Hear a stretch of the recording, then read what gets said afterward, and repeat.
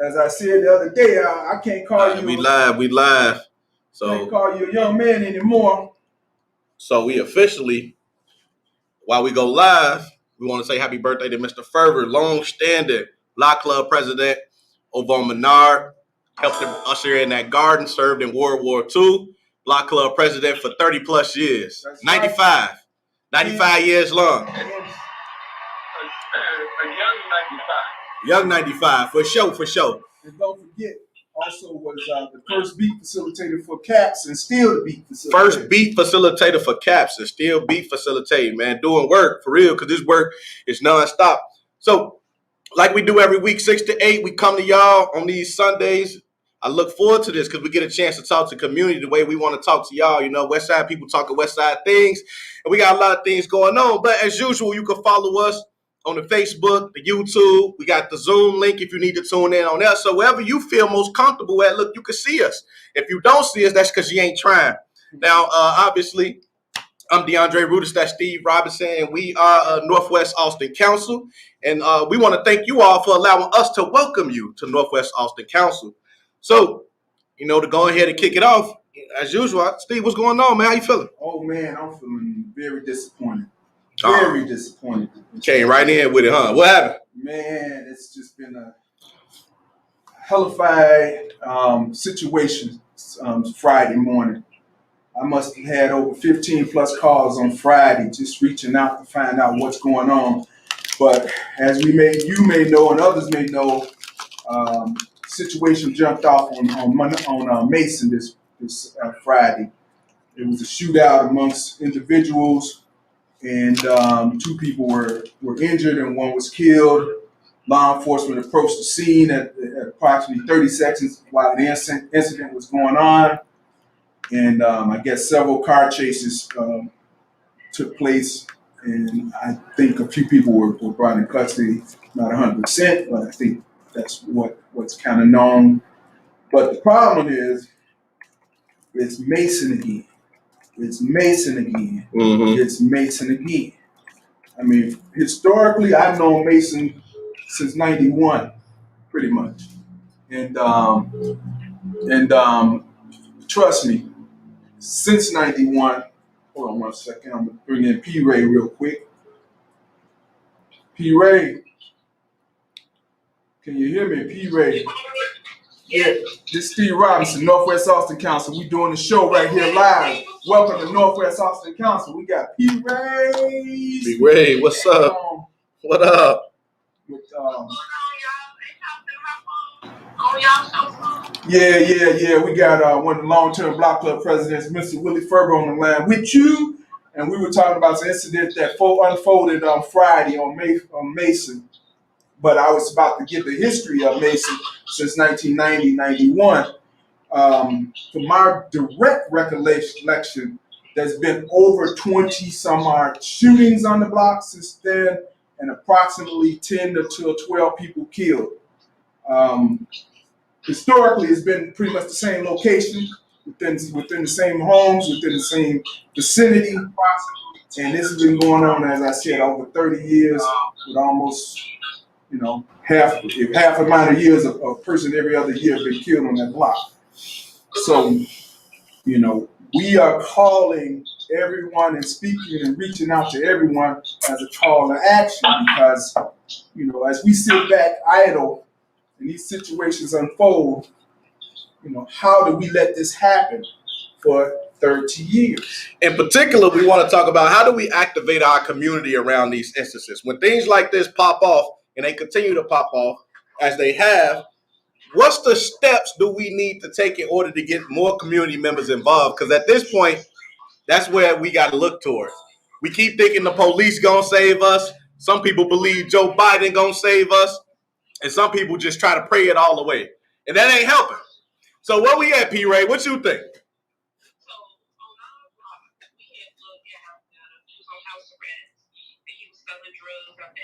Had the guns across the gate, whole little thing. So I had went to him and I told him, hey, check it out. Every window you see right here can see you. So you need to slow down on what you're doing because, you're going to get locked up. You're like, well, I don't give a fuck. This our place. This what people do. And I don't care Do you know that the block called the police and CPD came and raided him and now he in jail with no bond? Wow. Yeah. Wow. The culture of the block. Right. Okay. Everybody on this block owns their house. So we don't have time for you to be sitting up here as a rental, trying to steal drugs, bringing down people's house value, take your wealth out of our pockets. Mm-hmm. So that's how you activate some people. You gotta let them know, man, this your grandma's house. She works for this house. Mm-hmm. Nobody sells drugs in front of this house. That's all y'all get. Mm-hmm. That's how you gotta put it out there. And I'm gonna say something to that, P. Ray, because I'm gonna go back to the illustrious words of Butch Campbell. He would always say, it ain't so much what you doing, it's how you doing it. Because people in other areas, all over the city and suburbs, they doing the same thing. Yes. But they don't have all that extra tornado effect to it, with the violence and the noise and the trash. You know? That's what I told her. I said, you ain't the only person on the block that, doing their thing. But the main thing is ain't nobody sitting on their porch doing it across their gate. Right. They do that right here. And I'm telling you, the whole block came together, called CPD, they braided him, had him running down the street and called him. Right, but he was giving the heads up.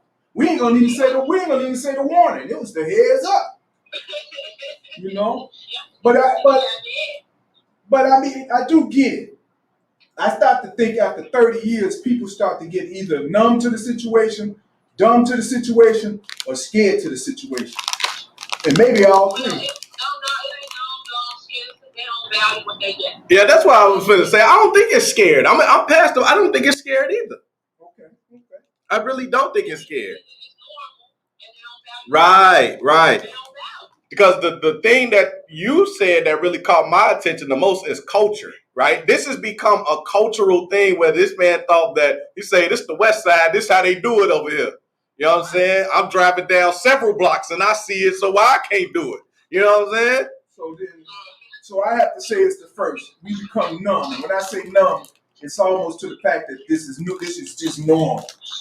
This, I don't feel my leg asleep. It's just my leg, Right. That's just how it's supposed to be. No, it ain't. Well, on the top of the hour, the congressman should be coming in. We're gonna broach him with this question too, because we need to know, especially from a political angle. So what we're trying to focus on is these three facets today with this particular show. We want to discuss this situation that obviously SWAT had to be called when this situation popped off on Division and Mason. And so to that effect, we want to talk, as I mentioned, community activation. What will it take? What's needed? What kind of steps are we how we move it in order to get these people involved? But then we want to talk about political representation. And then we want to come up with some next steps in the agenda. Right now, we're planning on going out on that block. Probably it's looking like Wednesday, Thursday, and we're going to march down on them. We're going to, talk to people, see if they need some resources or anything like that. But we also want to get some numbers and things because we want to talk to them. But I know for you, especially because you definitely have your thoughts, especially politically. And so as it relates to political representation, that's something that I think is very important in our communities. And I think I don't think we're being served well enough when we talk about politics, because that plays a huge role in this violence to me. Where you at with that?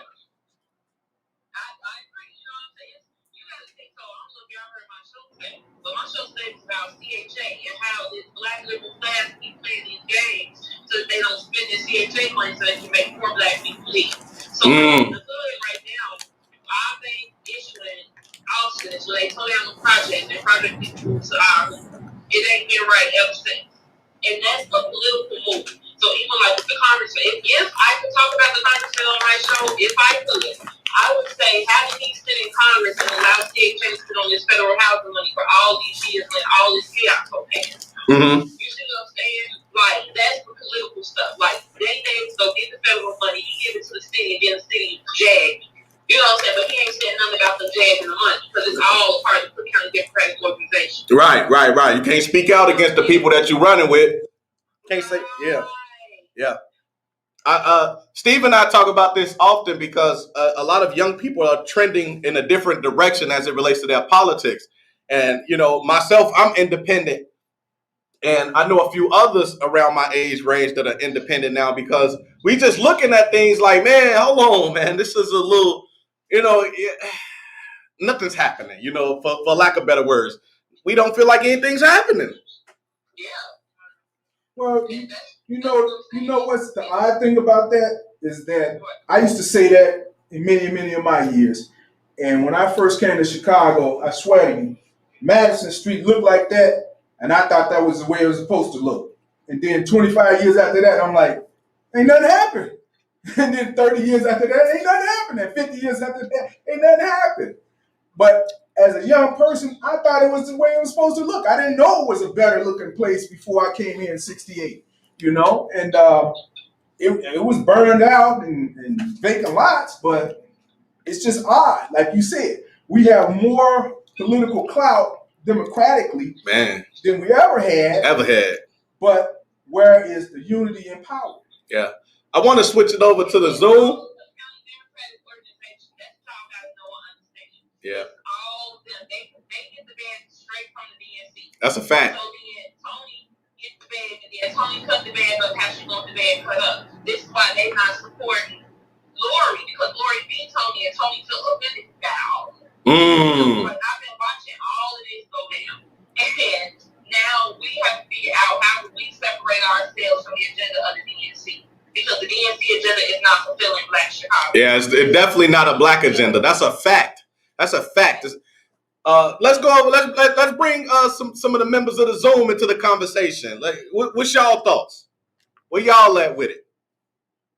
I've just been listening, man. I've been dealing in this work for over 20-some years now. Mm-hmm. And my sons, a lot of my extended sons and my Sagan sons are in this war craze war that's going on between Mason. So I know a lot of them young men that's caught up in that. Mm-hmm. My thing is, in our community, this should be just supporting this COVID, if not more important than COVID, because this has been a pandemic that we've been having since we've been here. Absolutely. And so when you constantly have disinvestment and what it does to the psyche, traumatize people. Mm-hmm. Right. So until you start attacking the mental health aspect of it, for every church, there should be a mental health hub. It should be a facility there where somebody can facilitate some type of mental health services to these young guys. Because I got so many young guys that tell me that they dead, they just alive. Mm-hmm. So if you walk around unconscious, this is what unconscious people do. Yeah. Because what we call senseless, it makes sense to them because they wouldn't do it. Exactly. Right. And by me coming up in the street, being affiliated with that, I know what that unconscious state is. Mm-hmm. And so we're not helping these young guys to understand what they're doing in their savage brain and how they get programmed and not attacking this culture. Because it's a culture. The culture is what's killing us. Yeah. But the disinvestments, the lack of disinvestments is what's created the culture. Okay, I was just going to add. Okay. So we always talk about this council culture. Why are we not really trying to put the effort to counsel this culture that the lack of disinvestments have created with us? And now it's known. So like Brother Steve was saying, I'm 49. I grew up on Madison, Pulaski, Garfield Park. Mm-hmm. And it still looked the same. When I was a kid. Yeah, facts. Madison, Pulaski, Madison, Happy still looked the same as I was a kid. It was in late. I wanted to ask, so when you say disinvestment particularly pertaining to the economic resource that's here, or is that some other disinvestment that you're speaking of? Just from a political standpoint, the lack of disinvestment, like I say, in mental health services. We don't have certain services. Okay, I get you. Okay. 26 in California shouldn't be our number one mental health. Right. Yeah, that's sad. You have to go to jail to get mental health facilities. Yeah, that's sad. Yeah. And this is two, that I want to challenge, like the churches. We got all these churches, but how many trained professionals that we got coming to them churches that can facilitate a group circle where it's a healing circle around our post-traumatic stress disorder and our trauma, our everyday trauma. So until we start tracking that trauma, we're going to go out and continue to create trauma. Because like I said, I deal with a lot of young men that's so feared and unconscious in their trauma, but they don't give a damn because they feel like they dead already. They just living. Right. So they living to die. Yeah. And so a whole lot of content is going to come behind that. So You know, that last shooting that was on the 1200 block, they was actually shooting at my son. Oh man, wow, sorry to hear that. Wow.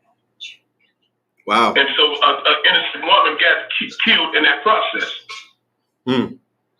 One of your babies? No, he talking about back in the summer when, Oh. when the girl with the baby. No, I'm just talking about recently. No, he talking about the one. recently. Yeah, he talking about the Oh, yeah. Oh man, I didn't know that. Man, sorry to hear that. Wow. Man. Man. I didn't know that. Wow. But man, wow. For the guys in that area that we're talking about. Yeah. Man, that's deep. That's deep. So how did it get to that point? You know, can I ask, how did it get to the point where people are rolling up shooting at them? You know, that's something been going on with that block, like Brother Steve say. That's an inmate. That's a jackboy thing. Mm-hmm. You know, we know the factions over there. That's just a war that's constantly in this war craze now. Mm-hmm. And they couldn't even tell you how it started. Right. Man. But everybody's so intense on getting their licks back. Yeah, like, you know what I mean? And they don't see genocide in that. Like you said, they inheriting beef and they don't even know the origin. They don't even know the genesis of the beef. Right. They just rotating. One person come out, another person go in and take his place for the beef, huh? Man. Well, the thing about it, shut up. Go ahead, bro. The big thing about it is, like you said, innocence. From my understanding, maybe 3 of those were innocent murders out of the possibly 12 to 15 over the last 30 years. But the majority were innocent people. You know, I remember one time, I don't know if you remember this, Al, back around 92, 93, 17 people got shot on that block at one time. And I think 5 or 7 of them died. Yes. Yeah, that's for sure. Because I'll never forget it. We did a candlelight vigil march from Division in Austin all the way down to Central in Division with Daly. Daly came out. That was the last time I seen Daly in Austin. And yeah, it was 17. It was 15 or 17 at one time. And that's when Tech Nines was big. And 5 to 7 people were killed. Man. See, one of the things I was talking about, and I know Danny Davis for a minute, he was trying to advocate for clemency with Larry Hoover. So, but my thing is, I want to advocate, and I want to see if I can get a team of people, see if we can advocate to get those men to speak. You got the 2 strongest voices of a nation that they done built. They're the grandfathers of the nation. And for them to have a silence and not to have a voice, you know, that's criminal. Let them speak. Let those guys speak. Them guys, the GEs made a song. They let the GEs in the door. Yeah. And they saying, free our leader. Let him speak, man. You know, I don't know what that would do, but after that, Larry Hoover and Jeff Fort speak, man. Who wouldn't want to hear from their grandfathers? Yeah. Because they will tell the young people that this ain't what this thing was about. You know, so now that's a political problem. Why are they still silencing the 2 most powerful voices that's still alive? Yeah, that's the problem with our political system. Yeah, I was going to build on that. Yep. Yeah, that's what I was going to build on. I was going to say now that's where the political agenda takes place because I say this often, there's a lot of money in crime. You know, we go to war during down times in this country so that we could build economic power. You know what I'm saying? Like, and so even in our cities, these are essentially small war zones where people are being funded to keep up this craziness. So they definitely gonna silence those individuals that could potentially shift it in a different direction. I forgot which one of these elections it was. It was before my time, but I remember them saying that, you know, they were going to the gang chiefs to get everybody to vote and things like that. I think it was Daley used to do that type of stuff. Yeah. That's when they went back and they made up all these laws to put Hoover away for the rest of his life. Right. And they need to be held accountable for that. Right. Because they played part in that. If you get an opportunity chance, look up Operation Headache. This is when they took out all the leaders in 1994 because of the political movements they was making. So the Department of Justice has never been held accountable for that. They need to be held accountable for that. And for them to toll for that, let them men speak. We ain't saying free them, but let them use their voice. When we talk about a black agenda, that's what we need. We need to be like, we want to hear some of these guys that's heads. Like you said, let them speak to the people. We need to be in the banking system. We need to be, look at the effects of redlining and reverse that as quick as possible. There's so many things that have happened that have put people in this position right now where we still scratching our heads trying to figure out why hasn't it been reversed when they clearly have the power to do so. That's why I be saying these people playing in our faces. That's what they doing. That's why I say all the time, just stop talking to them. That's the whole thing. Like, the biggest fool in the world is the fool who want to be fooled. So if you keep dealing with a person that you know not gonna change, you know their personality, you know everything, but you keep going and saying, I want X, Y, Z, and you know that they haven't delivered, then you're a fool for keep having this conversation. That's it. We don't need to convict nobody. We don't need to tell nobody what they didn't do, what didn't happen. We know what didn't happen. We can already see the results. At this point, the only way to get their attention is to have public conversations with other people. Just like if you have a boyfriend, you're not acting right, what you do, you go get you another guy. You start hanging out with him in public, he don't catch him from act right. It's the same. Yeah. Make sure that these people can catch them from act right. And the way we do that is by having public conversations with other people. Yeah. Period. I'm with you. I listen. I still struggle to figure out when did the Democratic Party become the party of the black people. Now I get why black people like the Democratic Party, and I personally feel that we're in a culture of dependency, and some of the services that are given out to us allows us to remain in so. And so it feels beneficial.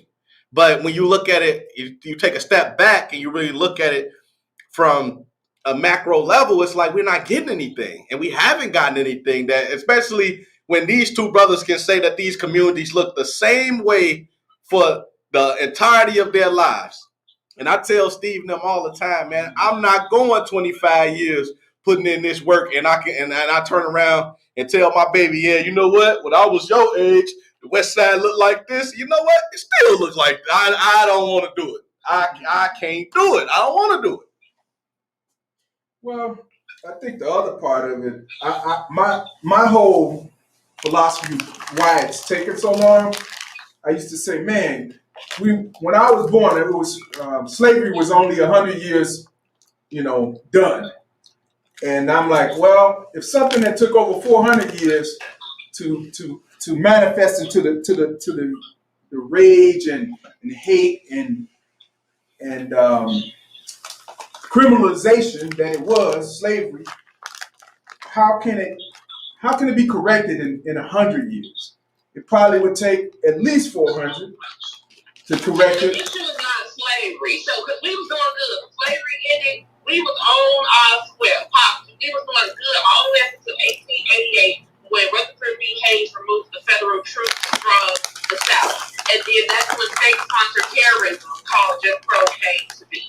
So what we have to do is to, one, make them enforce the laws that's on the books. So like we got all this illegal immigration going on with a sanctuary city, that's a violation of federal law. Our federal representative, Congressman Davis, needs to be speaking out about that. You know what I'm saying? Like, we have to make them enforce the laws on the book because that's our issue. They're not enforcing the laws. They're not giving us our fair share. They're not sharing the resources.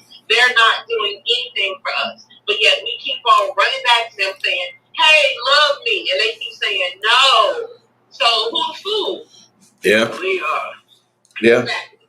So, Mr. Ferber, I'm glad you said something. So, one of the longest serving block club presidents there are on the West Side, right?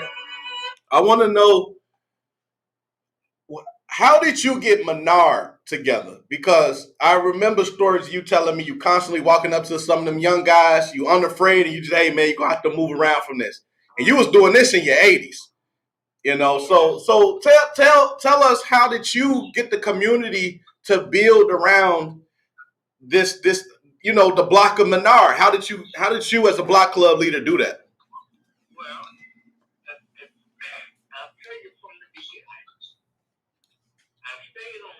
And I married my wife, and I moved over here. And I couldn't stand what I see was happening on the corner because I didn't stand it on the south side. Mm-hmm. What I did every day and every evening and night, they would stand on the corner. I would walk out that way, young man, you cannot do this here. We're not going to have this here. They would cuss me and call me out of name. When I saw this coming in pretty heavy, I said, well, you have a good and blessed day. I'll talk with you later. And I walked back to the house. So they really didn't know what I was going to do. Mm-hmm. So after a while, I moved them right off of the bench, and they started standing in front of people's houses. And as they stood, I walked and said, you cannot do that. I continued. As they moved, I moved. Right. And until they got off of this block. So you were persistent. Right. I was going to give up. You know, names doesn't hurt you. You know, you can use all the profanity you want. But they think they're doing something great. Right. Person can come up and cuss me. And when they get through, I let them cuss all they want. And when they get through, the first thing I ask, ma'am, sir, are you through? Their mouths fly open and they can't say a word. You see, don't. If they want to cuss, let them cuss. You don't have to cuss back. I know sometimes that some of us, it gets next to us, you know.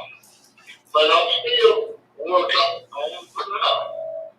You know, I may be 95 years old, but my brains ain't dead yet. You said your brains ain't dead yet. What you say, Mr. Ferber? No, they're not dead yet. You know, these brains went through the 30s, the 60s, the 40s, Jesus. 60s, 70s, 80s, 90s. Jesus Christ. And the 2000s. Man. You said 30, 40, 50, 60, 70, 80, 90, 2000, 2010, and 2020? Man. Bless your heart. Bless your heart. I told him we can't call him a young man no more. Jesus. You're an old timer now. Yeah, people say, why you still driving your car? You don't drive my car. What's wrong with it? Yeah. I get on the expressway. I don't have no problem. Pushing that Cadillac. I see him out there. I don't need no Cadillac. Even when I was here, I didn't buy no Cadillac. I didn't believe in that. I'm looking on a big, on that piece of steel. Mm. It's worth too much. So, Mr. Ferber, what's your take on this violence the other day? That violence. You see, you take Mason, Mayfield, all that. You got all of the homeowners. They are afraid. And some of their kids, grandkids, nephews, nieces, they're all into that drug syndrome. And that is the problem. You know, and they're afraid. You remember we went over there, we tried to get some African people to be a drug captain. You know? Mm. They turned it down. They didn't want it because the kids is in. So, the only thing, you know, if you go back a long time ago, they got them guns out of the Uh-huh. They got the people wasn't standing on the corner. But you got those white folk kids and those white folks. Listen, you can stand on those corners and do what you want. That is opposite way. And so these older stores can get More liquor stores than anything. no pressure on it. We need to put pressure on the liquor store. They are the ones in our neighborhood. They let them stand in front of them. They stand inside the stores. They out hustling. You got young men right today. They doesn't even want to work. You know? And you keep hard and say, we need jobs. We need plenty of jobs out. But listen, the stand at home is bad. You mean to tell me you can't go out there and work for $50,000? You're not paying no rent. No nothing. Right. Yeah, it's a little different in this day and age. The comfort level is a lot, has increased greatly. So a lot of people don't want to do those type of things. So we have Congressman Danny K. Davis in studio right now. We're gonna kind of look in on what's going on. DeAndre. So we had SWAT come out 1200 North Mason Saturday in an event that one person got killed, 2 injured, and it was just a whole lot going on all up and down Austin. And so right now we're talking about, we want to take this in 3 parts. One, we want to talk about community activation. What is it going to take us to get the community more involved? We want to talk about political representation and seeing if our needs are being met politically, and what representatives do we have in place, and could we put in place so that we could meet those needs? And then we want to talk about what some of the next steps are, which are at the moment, we want to meet up Wednesday or Thursday with that block, go up and down, get some numbers and things like that. Also talk to the neighbors, see if they need resources or anything that could really help them out as they deal with the a good block. I know that block well. I know at least 10 or 12 families I'm not going to with you. that live on that block. Steve said that block has always been bad. I've been on that block many times. 1200 block. Mason? Oh, it's 1100. Oh yeah. Oh, You okay. talking about Carol Martin? Everybody know Carol Martin's block. I'm talking about the 1100. No, Oh, 1200. Yeah. So you over on the other side. Yeah. I'm like, Yeah. you'd be the first person to know more than 10 people, more than 5 people on that block. Yeah. Well, actually, gentlemen who has been playing the music at my church for at least 30 years. Their families live on that block. Matter of fact, they live next door to Carol Martin. And of course, Carol and James used to be my farmer. Right. Fixer upper. Now you said 1100 or 1200? Oh, right. Yeah. You know, election time is coming up. We need to get rid You of have a good block club? No. No. How in the world you gonna let a murderer walk around with a ankle bracelet and he gets out and kills somebody else? And then we have some people say, oh, they shouldn't have never let him out. But then again, you got Kim Bucket and she well, you know, in a sense, she don't want to put us in the jail. But I think if you don't kill someone, you have no business being out here doing the same thing. And you know, and in these teenagers and carjacking and so far, they go out and kill a person. He's a part. He's working, taking care of his family. They turn the teenagers a look. But if me, I'm the father. And I got a teenager coming to try to carjack me or take my money, I'm going to put a bullet in. I'm going to touch you. I'll put a bullet in you if you could carjack me. It doesn't matter. You know, we got to stop this. This teenager killed a father and he got a house full of babies. Now who's going to take him? Man. Everybody's focused. Right. We hear you, Mr. Firm. We hear you. Yeah, the reverberation of the stuff that happened in our community is long felt after the incident actually happens. And nobody thinks about that part, you know? But I think you have to do something about it. I'm saying people have to organize themselves in a way Yeah. that it just becomes helpful. And so this may be the impetus to generate the organization of a block club. Yeah. Where people come together regularly and periodically to look at the environment of which they are a part. Right. And I don't know that there are a lot of other kind of answers. I'm saying education, of course, is an answer. Values development. I went to 3 churches today. I went to one, I think I may have been the youngest person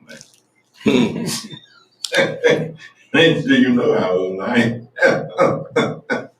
I'm saying I hadn't thought of it, but I don't think I saw a single, well, there were some that also went to a funeral, and so there were some, but just regular for service or for socialization. Mm-hmm. See, I advocate church big time for a lot of reasons. Not only the idea that people are going to be spiritually motivated, but they're also going to be socialized.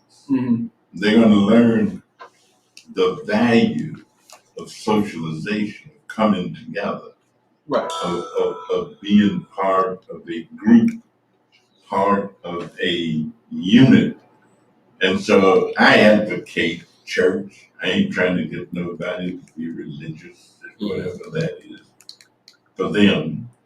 Although there are values that people who are religious kind of characterize. I'm saying, Mm-hmm. I don't know what you're going to see when you look up and whether or not you could pinpoint your spot in heaven that you're going to get to when you go, that you can designate your seat, But I think there are values. There is a coming together. Mm-hmm. All of these things help. Government does a lot of things, but government cannot do all things because in the end, the people really are the government because the people select through all these different processes who they put where. And those individuals are supposed to reflect the views of the people. So every step of organizing, I think, becomes a big help, becomes a big factor, and help to reduce violence if it's violence that's a problem, or it helps to reduce animosity and the notion of vengeance. If people have this Christian attitude, and say, don't kill somebody because they killed somebody that you like. The vengeance of mine, said the Lord. Yeah. So you kind of learn that. And so let the law take care. Let the judges and people who have been designated as the one. But if that's never been drummed into you, then you don't think of this idea that somebody else is going to take care of the vengeance that you're feeling because somebody has harmed your loved one, or somebody harmed your daddy, or harmed somebody that you like, your ace, your boon, your guy, your main man, It take a lot of love in your heart for somebody to do something to you and you not to do something back, especially if it's a loved one. Yeah, the logic sometimes you do something back, you gotta pay the price. Yeah. And the price may be more than you want to pay. And then somebody else do something back. And now there's another price that's got to be paid. And so that's almost like the old West, Yeah. where they had law.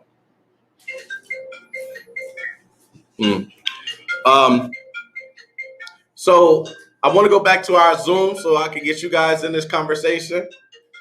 So what are your thoughts? What about around this idea of community activation? What can we do in our community to start to help when these situations break out, like SWAT being called to the block because there's a shootout? What can we do to start to build more community participation, build block clubs and things like that? Any thoughts? I just think we failed a whole generation. Gotta look at the average shooter right now, and the average murder right now is the age of 16 to 25. We got a whole generation from 16 to 25 that's disconnected. It's a big disconnect. Mm-hmm. And let me say that because I've been working with that population for the last 15 years. Mm-hmm. If you look inside the political system, the majority of the shooters right now in the prison system or the justice system are between the ages of 16 to 25. Mm-hmm. What is the plan for that age demographic, for those young black men? We don't have a plan for them. Totally in And so agreement. until you get a plan for that population, that plan going to produce the next population of shooters and killers because that's the culture. Yeah. So we keep talking about changing policy, but what is the clear plan, or do we have one for that specific age group that's out here doing the shootings? What's the mental health look like for them? What's the job opportunity look like that for them? What's the school? What's the trade look like for them? And how do we reform the shooter? And that's what we keep messed up on. Yeah. The guns out here, we can't stop the guns, but somebody's selling the bullets. You're right. Yeah. The guns out here. Now we know stores that sell bullets, and that's the thing. The amount of bullets that these young people have. You can go to Walmart for them. Right on North Avenue. Because the guns out here, and we know how the guns get out, but the bullets, you got to go to the store to get the bullets. Yeah. As I say, you can go right down to Walmart. Stop the bullet violence. Mm-hmm. So I did a job for a bit of time with this small organization called Leaders in Transformational Education based out in Aurora. And so I was a youth development, a youth leadership council. How was what type? Youth worker, whatever you want to call community youth worker. That's what it was. I was community youth worker. And I was actually tasked with trying to find 16 to 24-year-olds because that they are deemed opportunity youth. And just like you mentioned, those are the youth that are most likely to be involved in serious offenses. For girls, they may be the ones more likely to get pregnant and things like that. And as you mentioned, we don't have enough programs and resources that actually caters directly to that population, those that are involved in these offenses and those that can potentially be involved. And so that in itself really is detrimental to us. And the one thing that I was tasked with doing is actually creating a leadership council with these youth and having them to go out throughout the community and do a community assessment to see if there was anything that they needed that the community itself didn't offer. And when when they did that, the job then became to help them put together an asset map so that other individuals like themselves can readily find those resources that they needed. And then the last part was to come and build with community so that the community members can understand what they're looking for and then get behind pushing the things that they were looking for, whether that was the political figures, some teachers, who you name it, whoever is a community stakeholder. That was ultimately the responsibility I had. That was pre-COVID. COVID happened. I had a baby. I kind of fell back from that part of the game, but that's something that I think needs to be explored because you're right. There's not a plan for them. Every community, though, should have that type program, every community that needs it. Yeah. We have enough money in the proposed budget, $3.5 trillion, that we can't get past right now because people are hung up and disagreeing so much and so until President Biden, of course, came in and spoke to us on Friday. And of course, I was pleading to get this money appropriated so there can be programs like what you're talking about in many communities, 1,000 communities across the country. And of course, that helps because this business of violence is not just in what we call our community. Right. And it's not just even in the United States of America.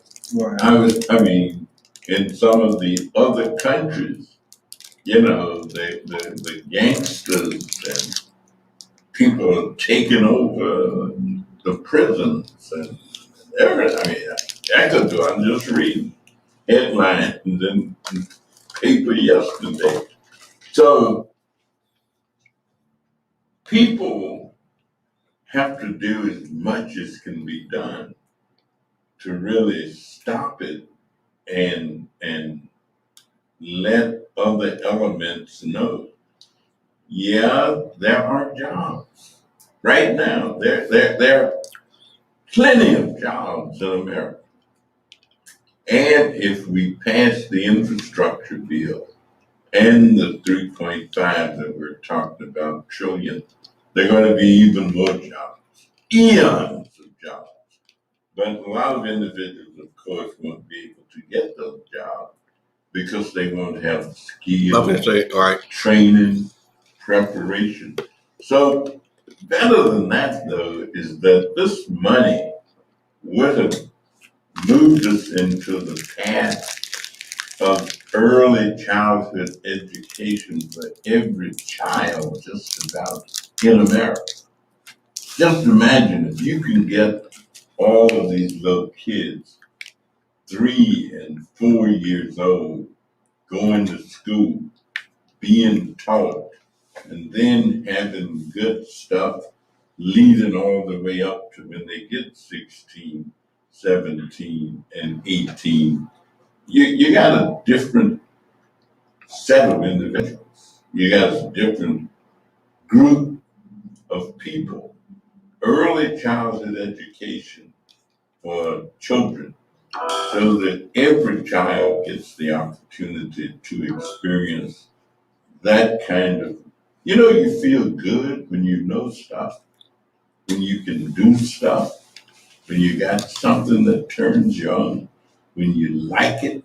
But if you've never experienced it, then you don't know about it. Just bonding.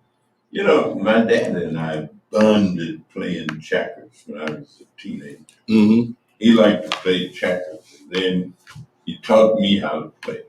And I got where I could beat him. And some nights we played until I let him win so we could go to bed. There's so many things that could be done if people will do them. But they need resources, obviously, and they need leadership.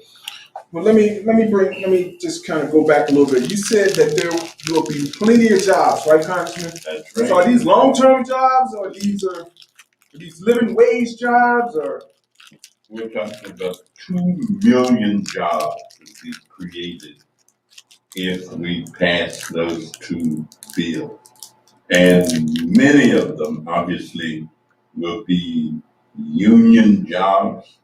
The pay will be scale, livable wages.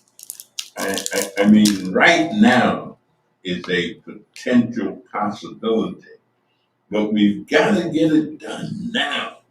Because if we don't, the federal government is likely to change. Something called redistricting is about to take place and is in process. In most places, the redistricting will be done by the state legislatures. In most states in the United States of America, Republicans control the state legislature. And Republican governors are the governors in many of these states. And they have already indicated, and we know they're going to do it. It's not a question. They're going to gerrymander those districts so that Republicans will have a better chance of winning the congressional seats. Now in Illinois, we won't have that problem because in Illinois, Democrats are in control of our state legislature, and they will draw the maps. They are going to determine what the maps are. But in the country, in America, Republicans are more in charge of state legislatures than Democrats are. So I want to bring something to your attention. Before you got here, Brother Al was talking about some of we essentially, of course, this whole conversation is about the violence. But Brother Al talked about the grandfather, so to speak, of the gangs. You know, Larry Hoover, for example, right? Why can't brothers like that speak, at least be allowed to speak today? They go much further back though than Larry Hoover. I mean, they go way on. I mean, Ellie Wilkins. They you know. But for instance, they just released a popular song called "They Don't Let the GDs in the Door," where one of the lines go, "Trump should have freed Larry." So some of these young kids, they may not know all the history back that far back, but they know the Walter Wheats, they know the Gerald Fords, they know the Larry Hoovers, right? And so why those brothers like that, Jeff Fort, so why those brothers aren't given the opportunity to speak to some of these, at least from their current state, about what's going on out here? Because I don't think they would condone this. This wasn't what they had when they created these entities. Let me tell Street you, organizations. the people are afraid and concerned that the young brothers will just become the new Larry Hoovers and the new element that believe that there's some way that you can survive, get over, and thrive without going through the normal processes, that you can go around those by doing something different. Let me tell you, you heard the song, says, "Ain't no love in the heart of the city." You remember that song? Oh, yeah. There ain't no love in the heart of the city. But it ain't a whole lot of love going on. And there certainly is not. There's a lot of ideas that compliance is what has to occur. And there has to be enough teaching and enough values development. People aren't willing to give up their values and say, you know, you code disadvantaged kids from the ghetto, and that's right. Well, I mean, you code disadvantaged kids, do what you got to do to not be poor and disadvantaged, but don't expect a whole lot of sympathy from us. Now, that's a general move in the country. Yeah. So I want to go back to the Zoom, man. Jump in. Understand, I hear all that, man, but at the end of the day, these kids dying. We steady talking. Somebody getting shot right now. And so this is a state of emergency. You know, we keep letting politics get in front of people. Because best believe if it was these white folks out here dying, they would let everybody and their mama come out and speak and make a difference.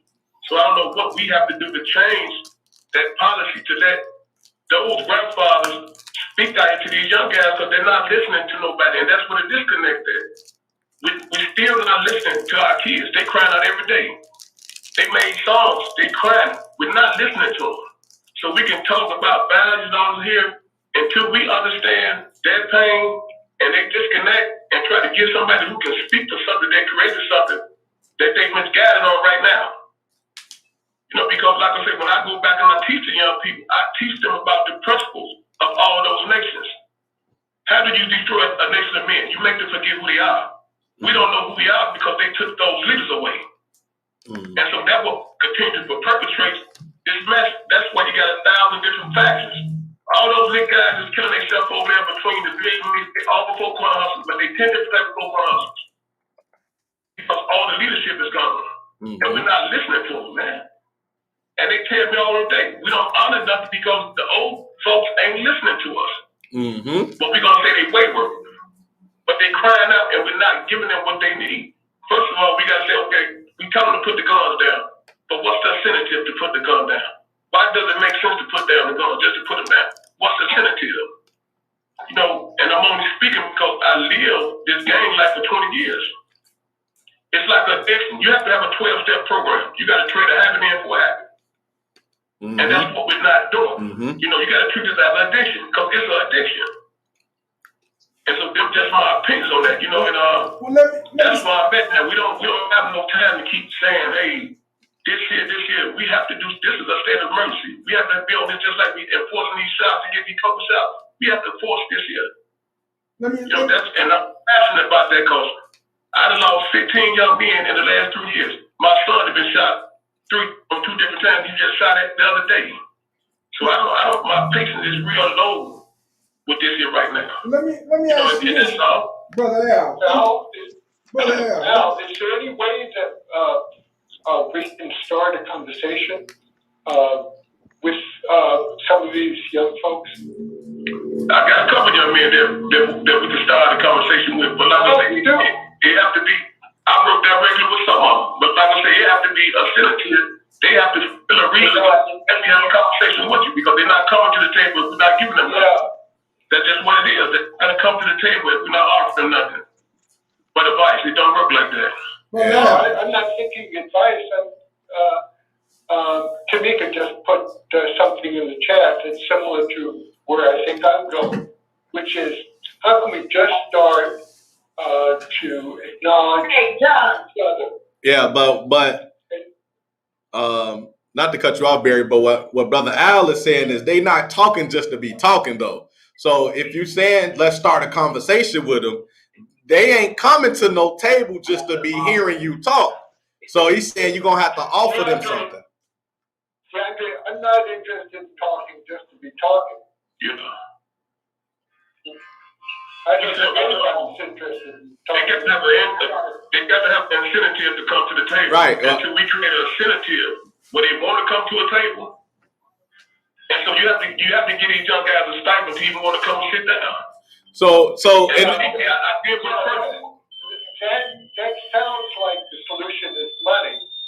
And money seems to me to be a good part of why we're in this problem. You keep telling other money, sir. I ain't mean to cut you off, but it's always about money. Okay. And that's the culture. So that's what they have to happen for a habit. You got to trade up a habit for a habit. Okay. But I hear you.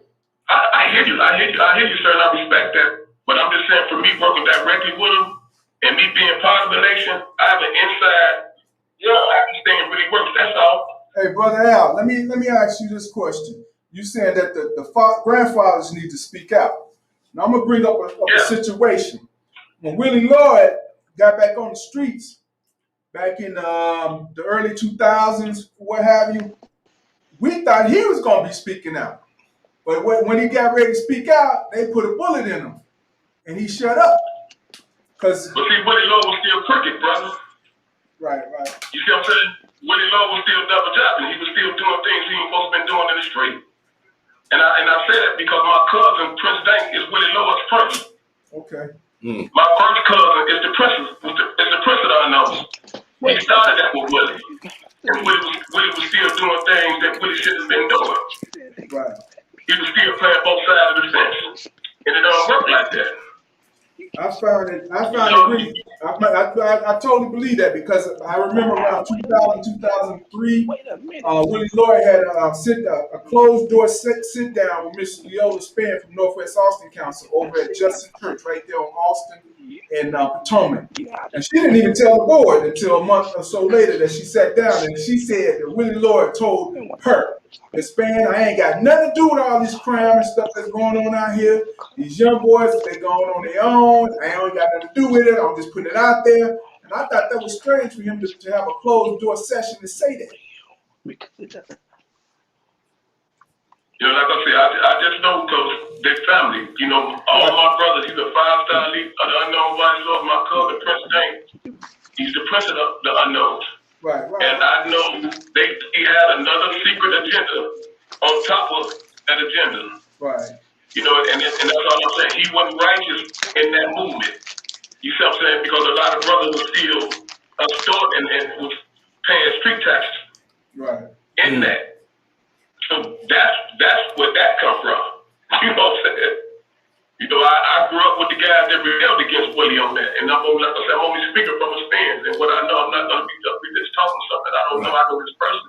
Because I grew up with them and they're in my family. We know that we know you true to it. We know that for sure. So, Brother Al, do you think the majority of what's going on now is a lot of inherited gang beef, so to speak? Is that what we dealing with? And because we talk about the culture of our neighborhood, experiencing the West Side, looking the way it's looked for 20 odd years, damn near 50 years at this point, 60. You know, growing up in those environments, seeing that already, this investment, but then you have a lot of the youth running aimlessly, right? Like you said, not even having a conscience about themselves and their life and where they're living at. And so do you think the majority of everything that we deal with has mostly a gang affiliated connotation and so to speak, or some of this stuff is just like one-off stuff too? No, because it's rites of passage. You know, we don't have rites of passage programs, and that's one thing our organization became good at, with becoming a man. When you don't have a rites of passage, you go to the street. Street says rites of passage, especially when you don't have a father. And unfortunately, you know, 7 out of these 10 young men don't have a father. And if they do, the father incarcerated here, ex-drug lady, gangbang. He's what his son is, and his son's not going to take that advice from that if he's still doing what he's doing. And so until we start creating these rites and passages, well, we can say, you know what, I became a man in that building. Well, I found the principles of becoming a man in that building. We go to the street and try to figure it out. You know what I mean? I can't say personally, I went into that building, and that building taught me the principles of manhood. That's an institution. We don't have no institution of manhood that can fulfill a rites of passage type of duty, and they can give it a mentorship, a father like that to the young guys. You know, because that's the first thing when I'm sitting in these circles with these young men. The first thing they would say, well, that's my dad. My dad ain't locked up. Right. No thing. Right. Now that hurt to go get put out on the street. Yeah. I want to. That's what we have to look at after we start creating rites of passage hoods for these young guys, where they can say, you know what? I have the value system where I can go out and determine the man I want to be versus letting the environment predicate what type of man I'm going to be. Yeah.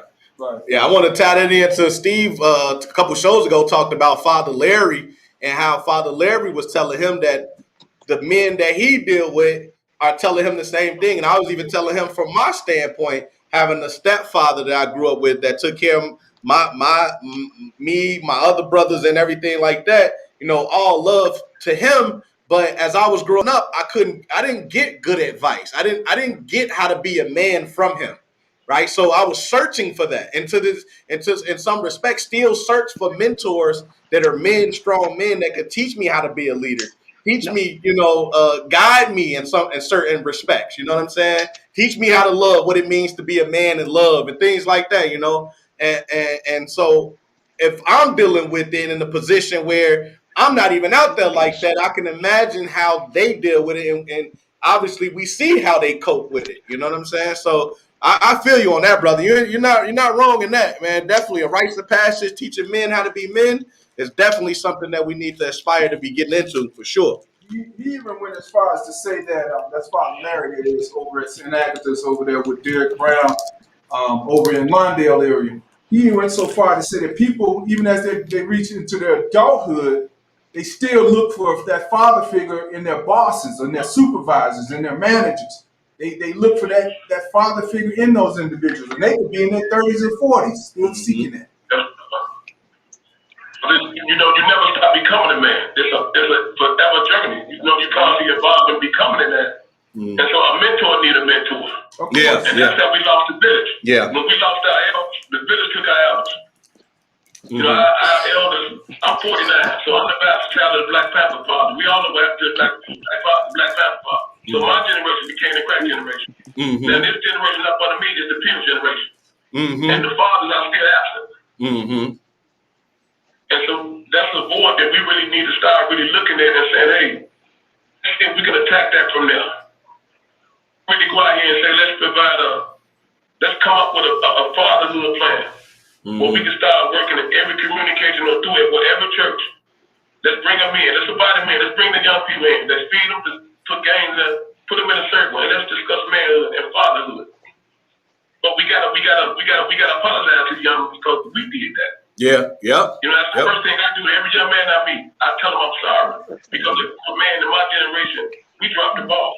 Yeah. We dropped it. And that's the honest fact. We dropped the ball. I think that, man, that's so important to acknowledge. I appreciate you for acknowledging that because a lot don't acknowledge it. I be like, man, some of those 40 odd somethings, I be like, damn, what did y'all do? How did, you know, like, man, what happened? I swear I do. Man. You know, and man, you know, we do the program in 26 California division that we do in the juvenile detention center.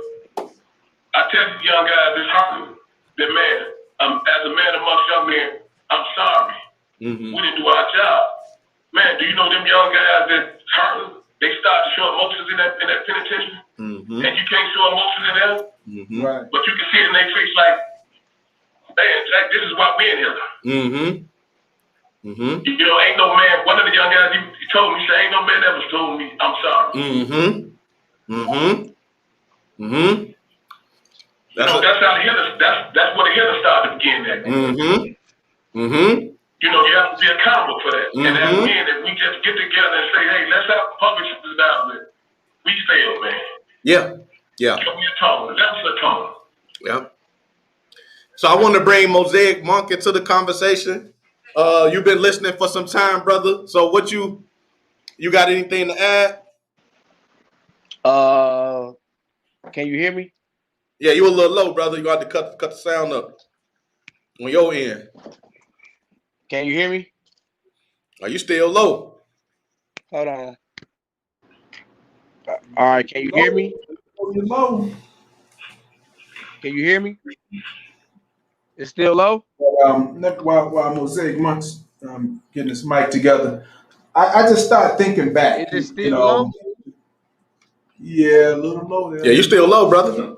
Hey, can you? Are you able to turn me up? Because I'm on the phone, no headphones, is talking regular. Okay, hold on. All right, go ahead. Let's see. Can you hear me? All right, there you go. There you go. It's all right. All right, y'all hear me, right?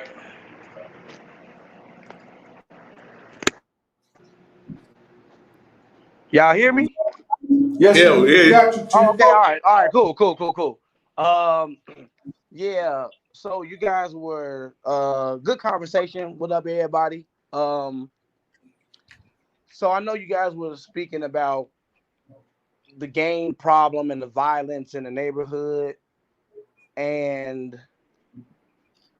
I think the best thing Black people can do to curb that, there's not a program you can establish if it's not going toward reparations. Now, I know that seems like a leap and it seems unbelievable, but poverty is the reason for crime. Poverty is the reason for violence. When people are impoverished, you can look at Rio de Janeiro, you can look at all of the places that's impoverished. That's what crime is. And also, you know, we do have Black on Black crime, but crime is in proximity. So you will never get a four-corner hustler driving all the way to the south side to go shoot a GD. You know, people kill in proximity.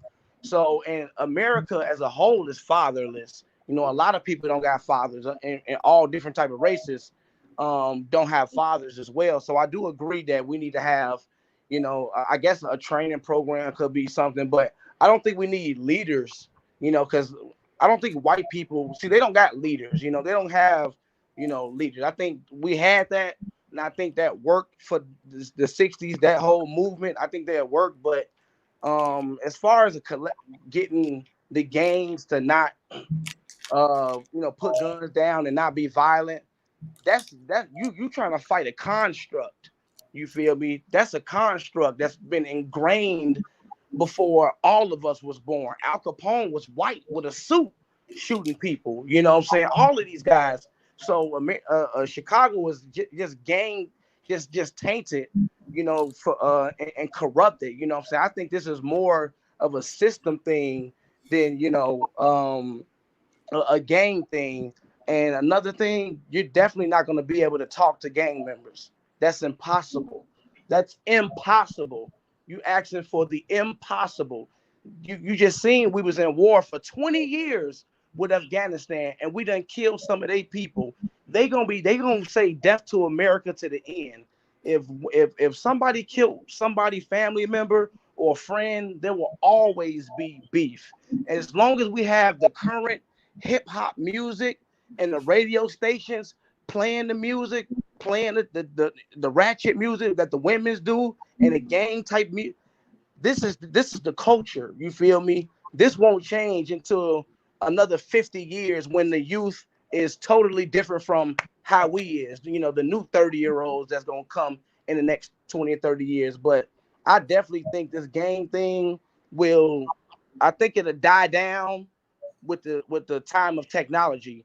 The mafia can't operate no more because technology is too advanced for the mafia to operate.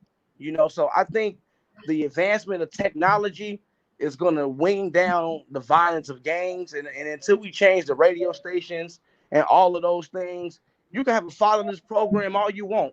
When that kid leave out and he see phone them on the block with the nice jeans on, the nice Air Max on, the chains on, tattoos, and the girls, and he making money, he's gonna forget about everything he learned in that program. And if he listening to these rappers, you feel me? He's gonna forget everything he learned in that program. No older person is gonna change a young man's mind unless you got you some money. If you're not showing these guys a Lambo or a nice truck or something other than the Austin area, they come to a meeting over here in Austin. Nah, that ain't gonna work. It ain't gonna work. These kids got to see something different. Something different for them to really change their mind, because they see Austin area and it's just, you know. But that's how I feel about the situation. Jose, come on. Yo, One thing that you said that kind of struck something in my mind when you said the culture, the hip hop culture, is driving a lot of things. If you ever go back to how hip hop really started, it started out, especially the rap part of hip hop. It started out with people from different boroughs and different sets. They wanted the world to know how they were living. Conditions, yeah, they want to know the conditions. Yeah, their conditions. So, how did the conditions get to living in the ghetto boroughs to living in shoot 'em up, bang bang? You gotta look at like your boy, who was the founder, Africa Bambaataa, right?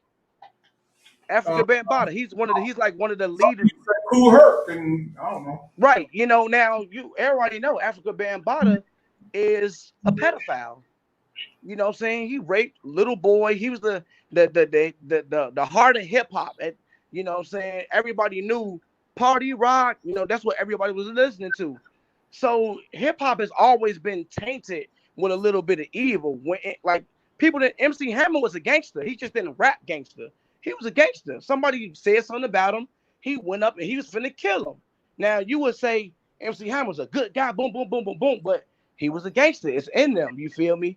I think a lot of oppression from, you know, these white people, and, you know, we making these groups like the Black Panther Party, and, you know, people make it's like different tribes.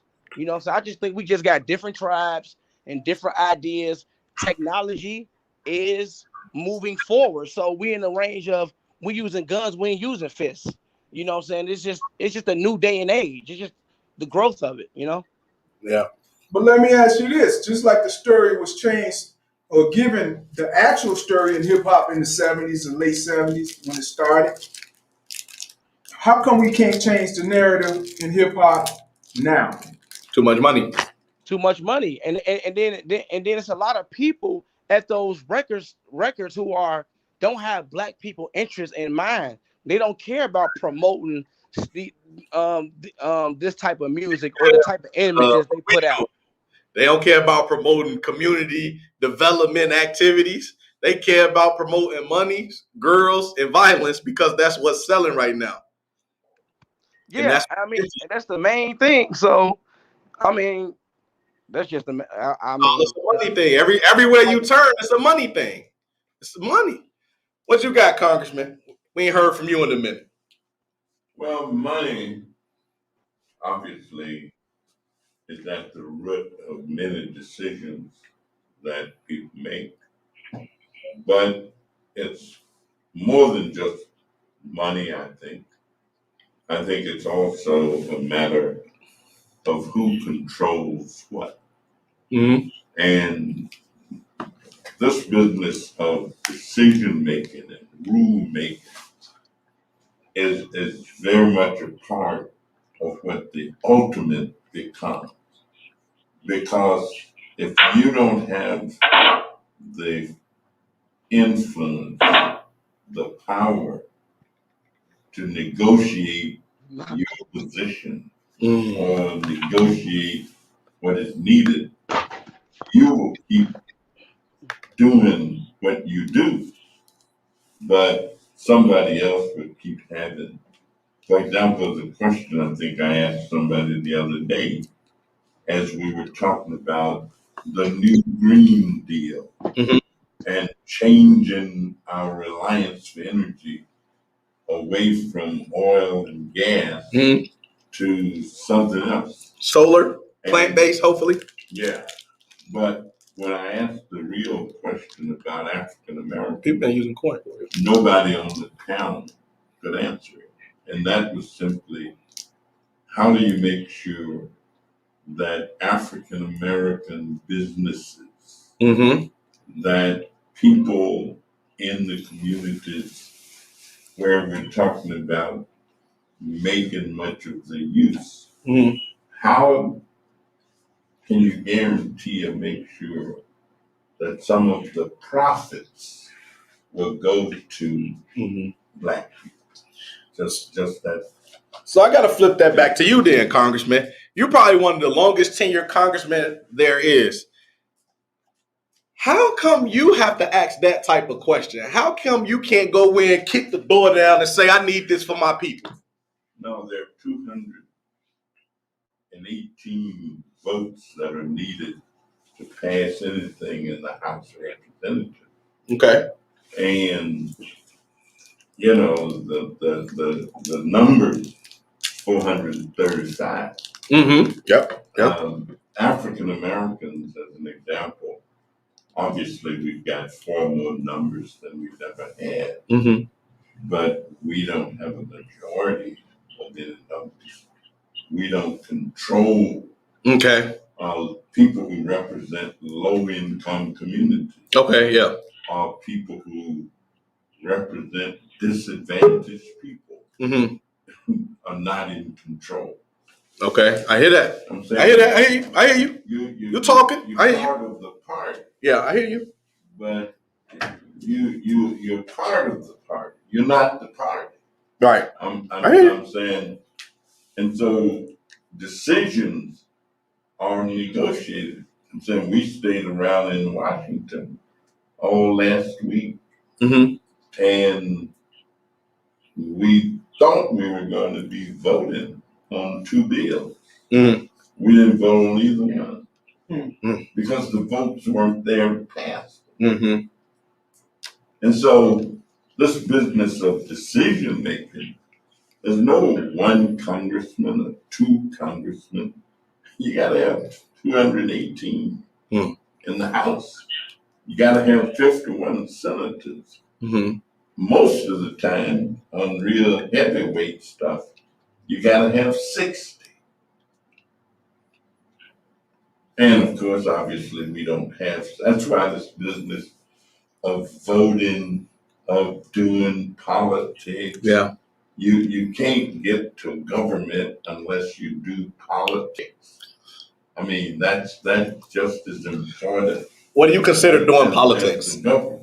Now, what do you consider doing politics? Voting. Okay. And making sure that people are prepared Mm-hmm. to vote, contributing, Mm-hmm. putting up money, Mm-hmm. and financing things that are political Mm-hmm. in nature, understanding the process and knowing that you gotta go beyond Mm-hmm. what might be your district, Mm-hmm. and you gotta help get a majority.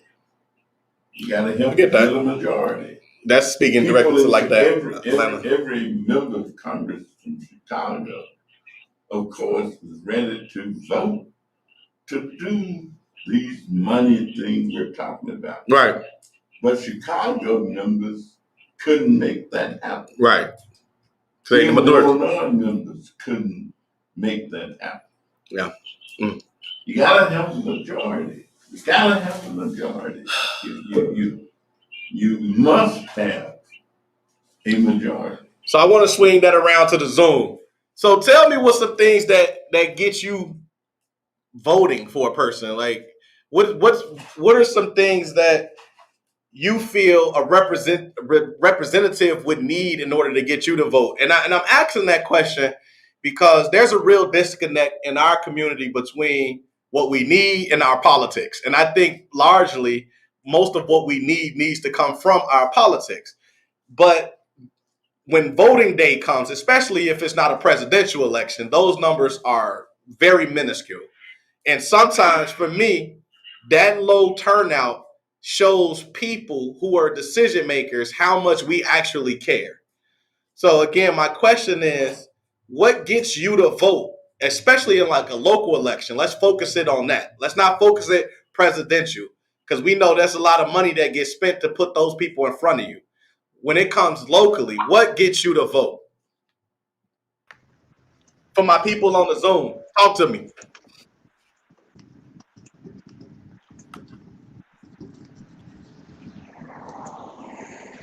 I think you're trying to speak to Mika. It look like, but I don't know. Is she trying? Tamika, can you hear us? We cannot No, hear okay, you. here. Barry, you have, can you say? Barry. Hey, hey guys. Okay, there you go. I vote in every election, Mm-hmm. and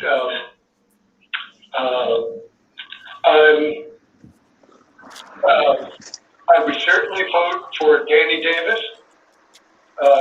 I think he's loves the spirit with which he does his job, and all the things he's done. I only know a little bit of what he's done from what I know. I'm really impressed. I like anybody who is like Danny Davis in some way. Yeah. And I generally evaluate a particular person I'm going to vote for. But in any case, So how does that evaluation go for you? I just want to mention one more thing. Yeah. Which is, in any case, I will vote anti-Republican. Oh, okay. Say, man, okay, who on the docket? If they ain't, if it say bet they ain't voting for him. So Tamika, I think you were trying to say something. I don't know if you were. She's on mute. Unmute yourself. Well, let me just appreciate the Yeah, go ahead. That's right. I really do appreciate his comment. Go ahead, Cummings. No, he was saying he appreciates his comments. Oh, okay, that was it. Tamika? Yeah, I don't know. Tamika, I don't can you think she- change your microphone? If Yeah. you look at if you look at the mute button, see if you have any option to change something there. All right. Well, while we wait on Tamika, I see Sauce Pack. He jumped in the mix. So the last question that was posed, Sauce Pack, is because this whole conversation we've been having is about the community violence. We talked about it being gang related. We talked about, the need to come together to build blocks and things like that. And so now we want to take it in a direction where we talk about political representation and how that matters as well. And so the question was not for the presidential elections, because we know that they spend tons of money to get out in front of people, but we want to talk about those local elections that people typically aren't involved in. And the question is, what would get you to vote for somebody locally? Well, honestly, I would start off by saying I have never voted for anyone locally. That's because I didn't know much about voting locally for anybody. Like you said, not enough awareness of it, or partially is like when I look at my community and I say, hey, it doesn't look like anything is getting done anyway, so why even waste a trip to the voting office? But I would assume, for me at this age, for me to get out and vote, it would have to be someone I connect with. Like they would have to share some of the same similar values, some of the things that I look for from myself, or even if it was someone I looked at and said, hey, I could see that person mentoring me. That would be something that would make me want to get out and vote. Oh, okay. No, you said you had to mute Barry. It's fine. Hey, so Tamika, if you want to jump in now. All right, right quick. The way that I vote, I go in and I look and see what the person is actually doing, not just what they say they're doing. Okay. Because politically, we know that a lot of them say one thing and their actions are different from what they're saying. So that's how I decide on who I'm going to vote for the majority of the time. Okay. So for our other guests on Zoom, do you want to talk about how you vote? Again, we're talking locally though. And the reason why we're talking locally is because those positions matter more to us, especially as it relates to the violence in our community, than some of the other positions. So when it comes to local voting, how do you choose who you're going to vote for? Alderman, state rep. Yes, sir. State rep. What's up? Alderman, state rep. How do you choose, right? Because they have a responsibility to the community when we put them in. That the violence that takes place in our neighborhoods is blood on their hands as well. They've been put in a position where they can make decisions that ultimately affects our quality of life. So how do we decide who gets in? How do you decide who gets in and where you put your faith at? And are you ever willing to take a leap of faith on something new?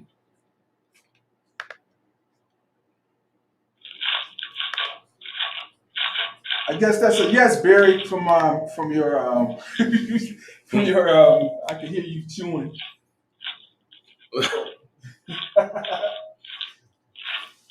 So We also got internet money in that deal. So that these kind of situations. Yeah. So that's the 3.5 trillion, right? Yeah, we got serious internet money, broadband money. So the $3.5 trillion bill is separate from the infrastructure bill? Yeah. Okay, so two different bills. And how much is the infrastructure bill? We wanted to, right now, what was agreed to in the Senate. I think 1.8, something like that. $1 trillion. One. Okay, one. I thought it was one. Okay. Playboy and Wade says the values and that sharing my experience. Yeah, he said his connection to them. That's how he decides who he's going to vote for locally. Mm-hmm. So then moving on with understanding how we're going to vote for him, when situations like the SWAT coming out on Mason and Division happen, what do you expect your political leader to then do? Because you put them in that position to do a certain job, to fulfill a certain role. What do you do when the violence continues to run rampant? That's the question I'm posing to everybody. What do you do then? Do you just sit on your hands and be like, well, we put you in the spot. You got a job to do. And when they don't do the job, you're like, well, I don't know what's next. Like, what are we doing? Because it matters. And it matters because we have another election coming up. It's right around the corner. And these problems keep happening. And then we look boo-boo the fool because we keep putting the same people in the same slot. So what's up? Well, one of the things that law enforcement asked of me because of the situation was that they needed another camera.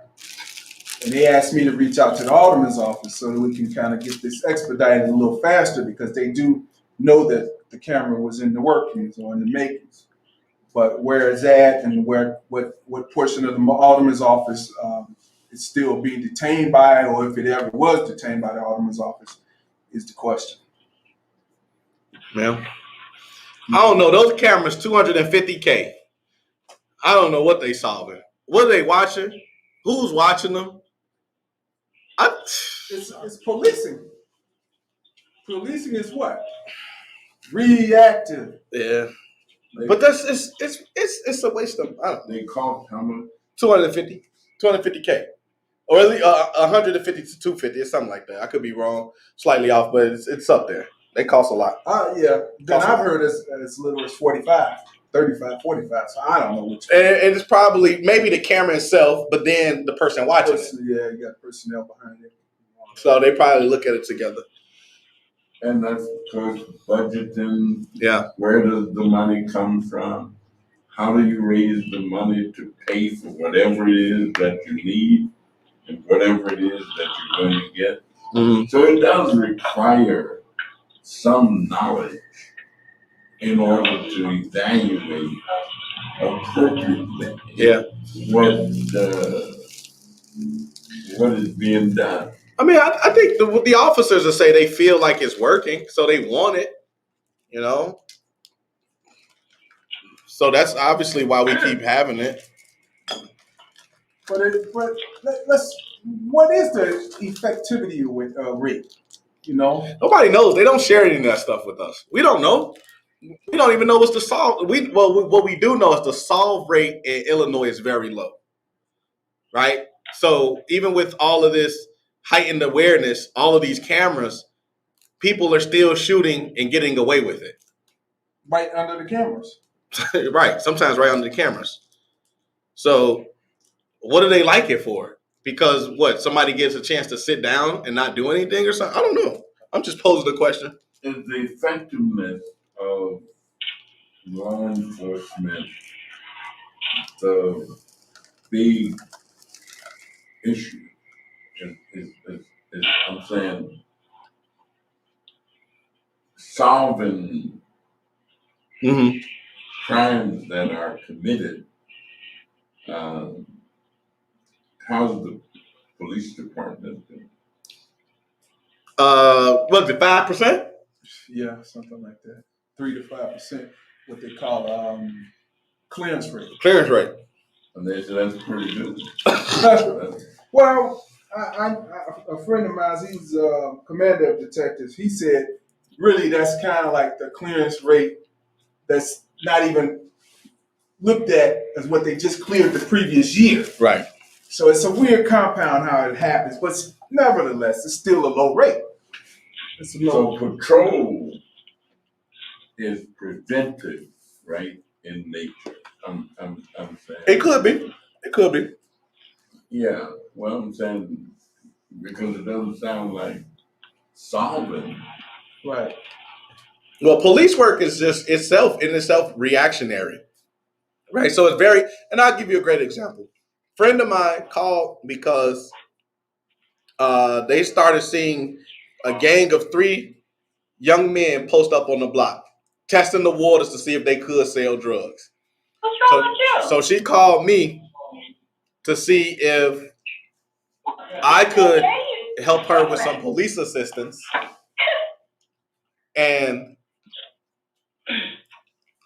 when I went and called them, they did go to the block. The police officers did go to the block and talk to the family. You had somewhere to go now. Now you come in and now you go ahead.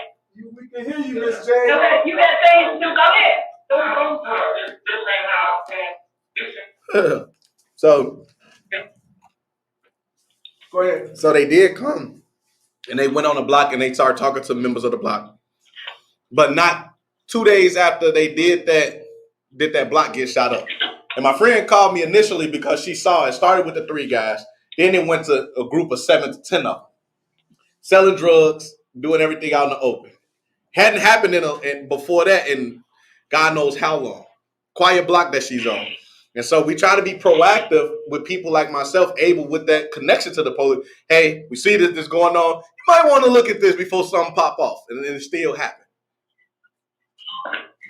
So it's just like, what do you do? What do you do? Well, I think what happened was the police didn't do what they should have done. They should have gone out and started to build the block. Somebody should have started building that block, because the police ain't gonna be there every second, every minute. Yeah. The block is ultimately responsible for their block. Well, I'm gonna tell you this too. So I followed up with her. I gave her the information for the beat meeting. I gave her the information for we now talk with the commanders once a month or once every other month. I gave her the information to get on the call with the commander. And I also told her about the ability, if she wanted me to come out and help build around her block to help individuals know where resources are located, XYZ, whatever they may need. And none of that was followed up on. Well, I tell you, I've lived in several places, and we've always somehow or another had a block. I lived at 5252 West Polk Street for 20 years. Mm-hmm. 20 years exactly. We had block time. Mm-hmm. I lived at 4341 West 21st Street for 10 years. We had a block club. Mm-hmm. We had a block club. Where I live now, we have a block club. Mm-hmm. I'm sad. I don't know anything that's better than a block club. Than having a block club. And you know what? That's a very good point, because the blocks where the instances are happening, we can't get the people to form one. There is no block club. There is no unity. There is no leader on the block. That's the strangest thing. Now, when you started out, Congressman, saying that, I know 11, 12 people on the block, I was like, you gotta be kidding me. You're the connection. Until you cleared it up, it wasn't 1,200, it's 1,100 you were speaking of, which you're absolutely right. I know 10, 11 people over there too. That's Miss Martin's block. We do know she's the leader of that block, So every time there's no leadership on the block, this is where these occurrences, this is where these instances have happened. And I have to say, maybe NAC has dropped the ball in 30 years, because to my recollection and knowledge, I have never known of leadership in 30 years on the 1200 and Mason. I can't name one person that I've ever known other than Reverend John Collins of Greater Truvine, which is at the end of the block, and he doesn't live on the block, but I know him because he sold me my house, and I know all the ministers that he affiliate with. He sold you your house. Mm-hmm. The connections and so forth is so interesting. Can I add something? Sure. Go ahead, Bear. So it seems to me that if that nothing is free, and that if we want to change something that exists, it's going to take energy to do it. And that the energy primarily has to happen from ourselves. So it seems to me well, Steve, you asked me something the other day. You said, how come we were talking about crime in Oak Park versus Austin? And I said people in Oak Park wouldn't tolerate it.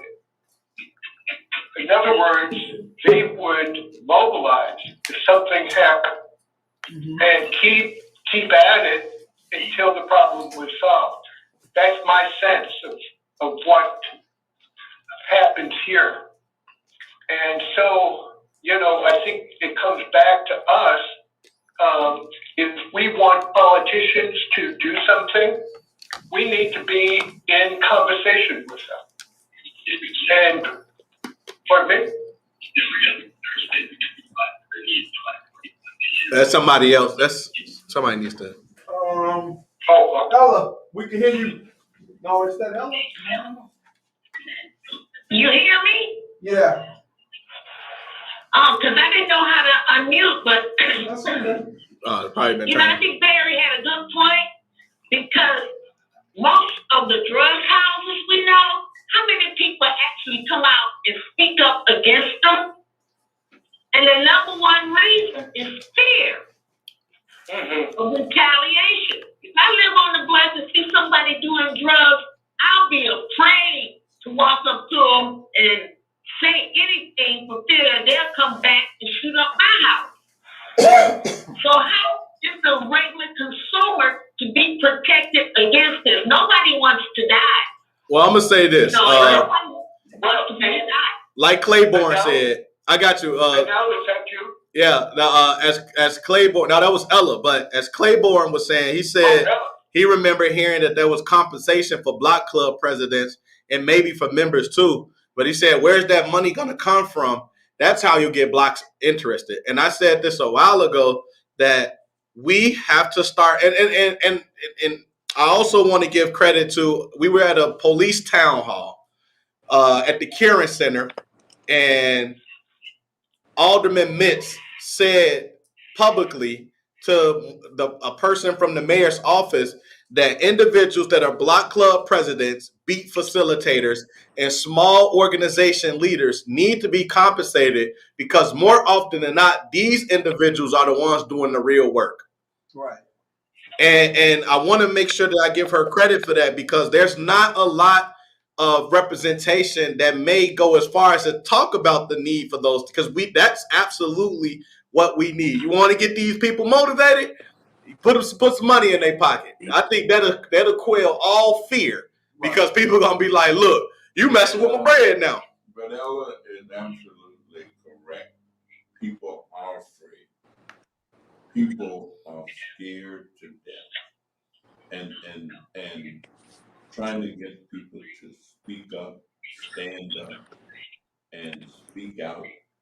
But there are ways that you could organize, Right. where you're not pinpointing, you're not the direct point of contact. You're not. What I'm saying is that you don't necessarily come into direct contact or conflict with the individuals who know that they are the culprits, that they can't do something to everybody.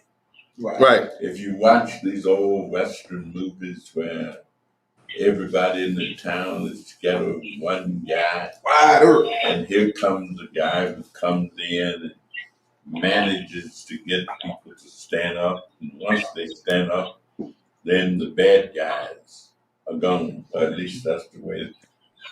But see, again, I think too.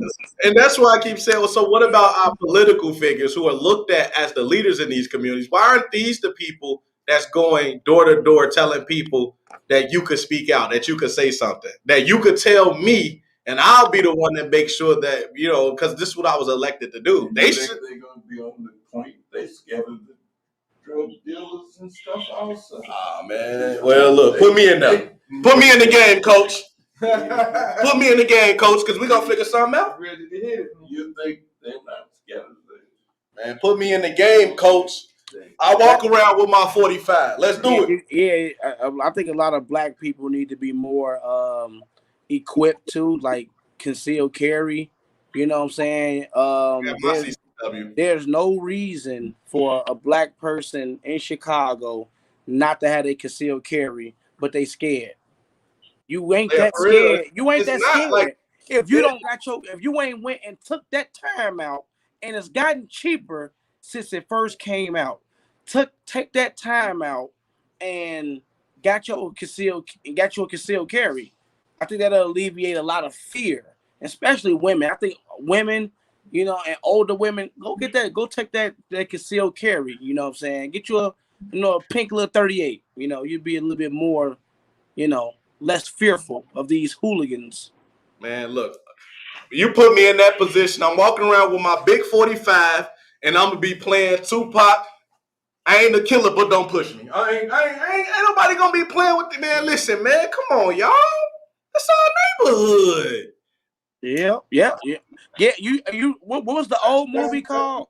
Remember that movie where the Golden Lords took over and the community? Oh, Media Man.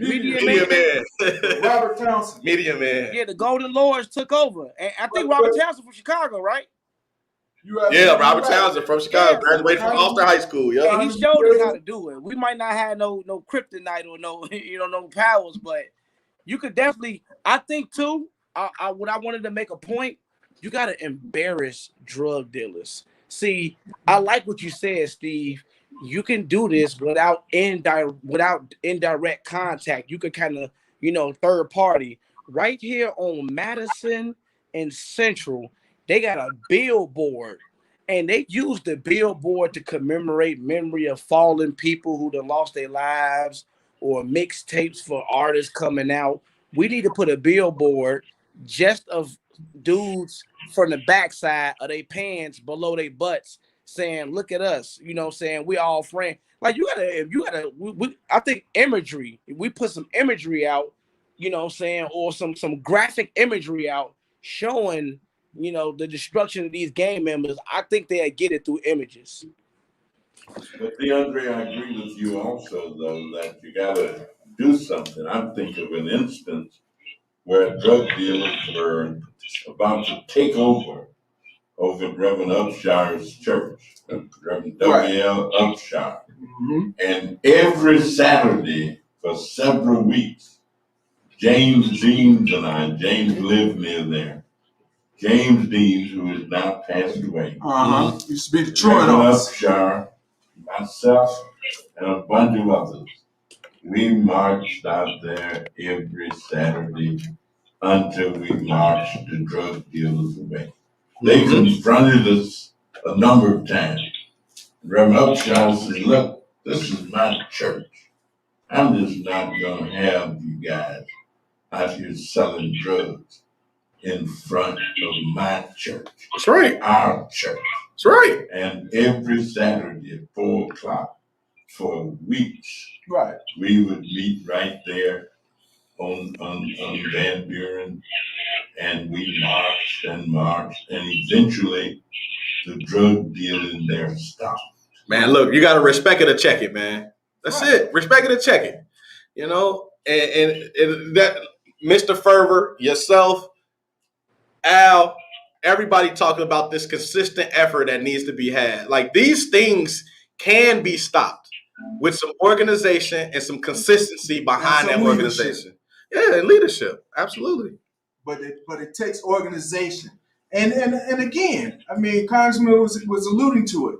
Numbers count. Yeah, I never forget when Butch Campbell told me when I ran for alderman, I asked Bush to come help me with my campaign. He said, I'm in California now, Steve, but when I get back, I want to talk to you about some things. And the first thing he said to me was, you know what, forget all the politics and everything. Before we do anything, we need to get numbers. We need an army, Steve. And I was like, an army? But he's right. You have to have numbers. You get some numbers behind anything, it's going to make something happen. Women have demonstrated all over America yesterday against the abortion law that has been passed in Texas. Women all over America. Now they know the Supreme Court will be the deciding factor, determinant in terms of whether or not that law is constitutional or what, but they're raising the issue Right. high enough that it will be in everybody's mind. A group of women testified the other day showing great personal bravery, saying that they had had an abortion. 3 members of Congress. As a matter of fact, I happened to serve on that committee that heard their testimony. Right. And took their testimony in. And 3 women stood up and said, look, I've had an abortion. Here were the circumstances surrounding it. We got to make sure that other people don't have to go through that same situation that I went to. Right. That I went through. So yeah, people have to stand up. That's right. Yeah. We go back to three shows ago when we talked about unity. You know, we brought up the black power fist. The black power fist wasn't there to show that you have a punching power or a force that you can knock somebody out with. It was the whole idea that the fingers together were stronger than if they were apart. And that's what we gotta start with that. And I'm gonna tell you, it really reflects upon NAC. I have to say this because that block since '92 has been detrimental in the death, destruction, chaos of the 40 block Northwest Austin Council area. And we have done nothing to organize that block. I cannot tell you. I do know of one older man that's over there that was brought to my attention by somebody in the 1300 block. They say he's kind of like the leader, but he's up in age, but he's very well spoken. But to this day, we don't know who he is. We haven't met him. We only kind of know his name.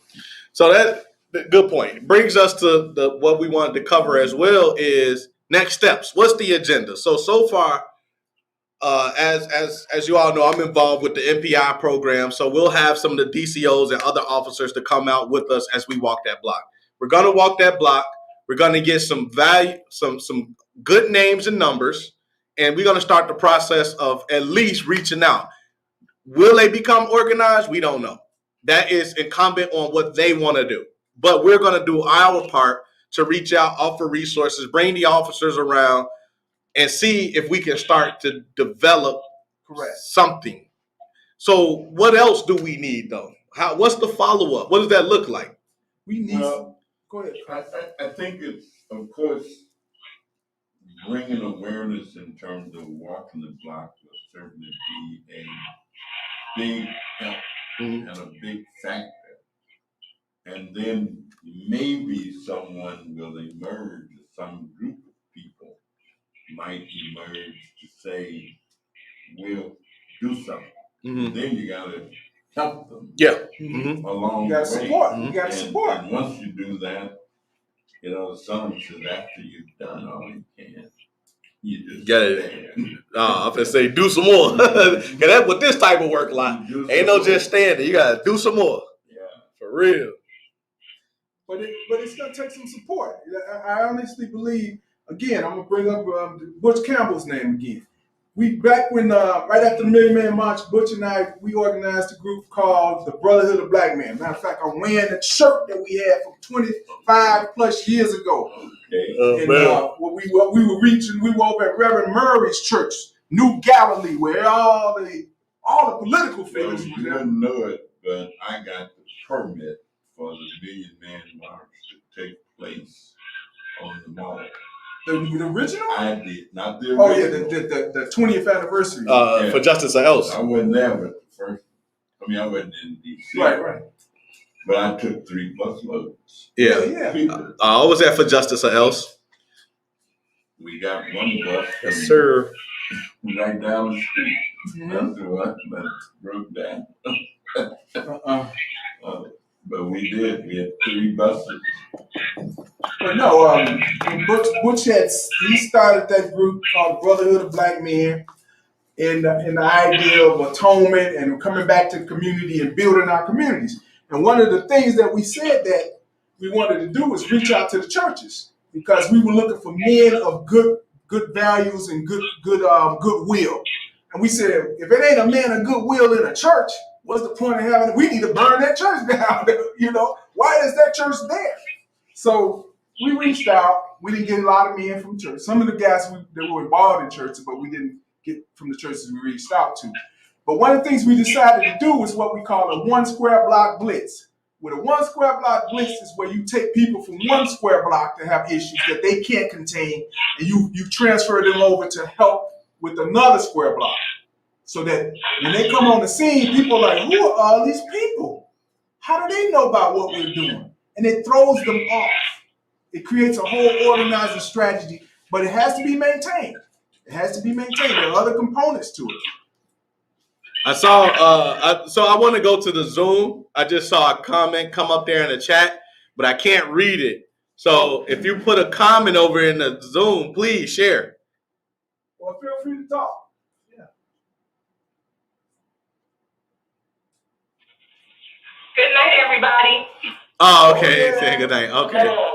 Yeah. Yeah. Well, all right, Tamika. But you know what, Tamika, before you go, so we at the end anyway. So before you go, we usually just like for our guests to leave us with something, whatever you want to leave us with. So we might as well start that process now. Absolutely. So go ahead. Before you leave, what you got to say? What I think should be on the top of the list is collaboration.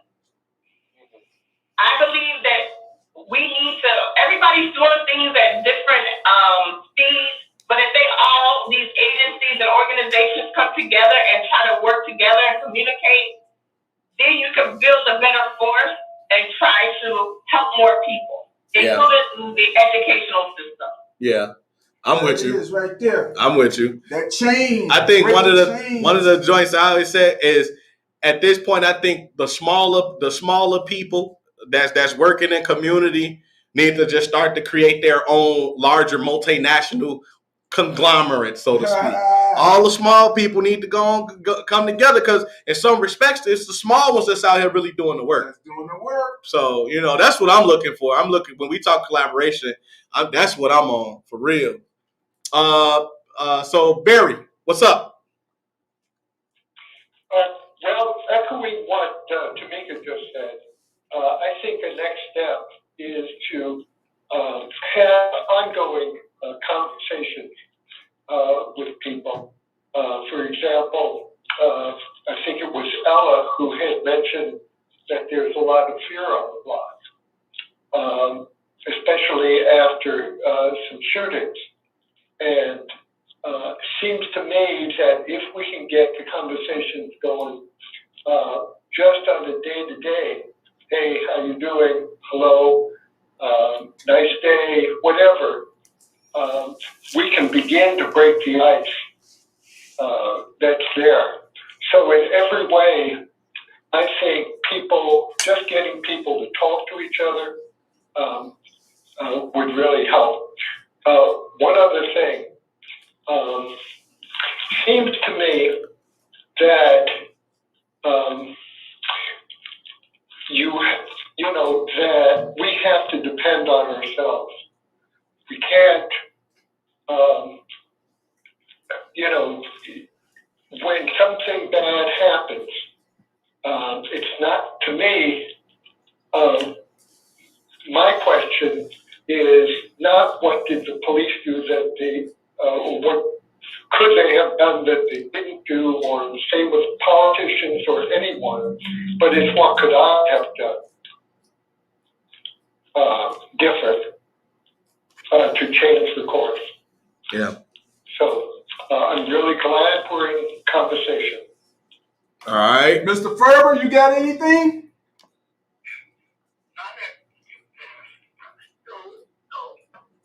Nothing for no closing remarks? All right, Mr. Ferber. Again, happy birthday. We got Ella. Ella? You got anything? You're on mute. Okay, no, I just think we need more conversation and a strategy to deal with all the crime and the drug dealing and the shooting and these guns. I be a solution somewhere. We just haven't reached it yet. And we just need to explore that more, include our politicians. Yeah. Today, Yeah. you can share a lot of knowledge you have that, we might can explore to come to a solution. Get our youth, because most of the youth are under 22 years of age doing this. What's the reason behind it? Well, I don't know. So I don't know if he was on when Brother Al was on, who directly deals with that target population between 16 and 24. But he's a good person to reach out to because he deals directly with people involved in gangs and things like that. And for a large part, one of the things that he mentioned is that a lot of these guys, they don't have fathers. They don't have men role models that can actually show them the way, so to speak. Now, as Congressman mentioned, he said a lot of women just stood up for abortion rights. At some point, all the men in Austin are going to have to stand up and say enough of this. Right. You know what I'm saying? We ain't seen no large movement of men that's ready to hit that's really ready. You know what I'm saying? We don't have a lot of men in Austin at all. Most of these households are run by females. Well, that's... So our male population is waning. It's getting worse. Well, and instead of them trying to be figurehead, they want to be in with the crowd and chase young girls or whatever they do. So we need real men to stand up. Well, we need more than 3 or 4. Let me say this, Ella. We'll take the men and the women that can support the men as much as possible. All are welcome. It's all about numbers. I ain't gonna never forget what Butch told me. Butch said we gotta build an army. I ain't gonna never forget that. You're right. All right, listen. So Ella, we're gonna start going around enlisting people in the army. For real. We gonna Okay. Well, I might have to buy me a Uzi or something, but okay. Hey, listen. Like I told Congressman, I'm gonna be out there with my 45. I'm CCW. I'll let you know I'm coming with it. You know what they say about violence, though. Violence begets violence. But some people, you gotta speak their language. But you do have to protect. I will say that. And for me, what I have to say is this. Behold how good it is for brethren to dwell together in unity. The brotherhood of black men lives. Butch came up with this idea. Psalms 133 verse, 1? And it means a lot. If you look at this shirt where it shows hands with broken chains, but the hands are united. The chains of the mind have been broken. And we got to learn to step forward with this. This shirt is over 25, going on almost 30 years old in another 2 more years. We made these shirts back in 95, And today, we still can't live without unity because, as you see, everybody's scared as the individual. But if we come together, we can build and create whatever we want. Ms. Jacobs? Miss Edie. Who else is that other person? I can't see that other person.